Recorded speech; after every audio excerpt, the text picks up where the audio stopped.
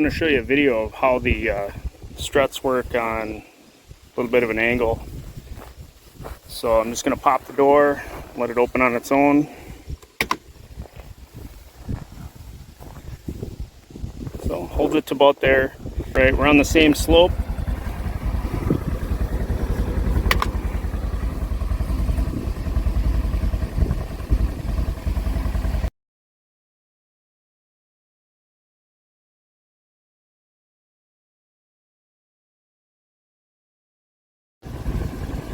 One more time. Alright, here's a slope that's a little steeper.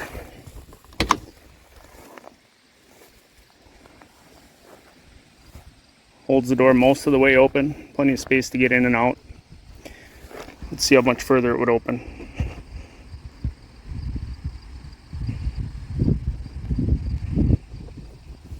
Probably less than a foot, close to a foot, but less.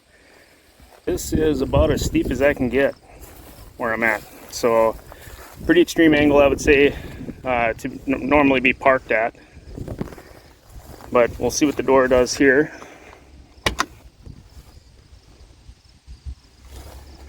So settles in there.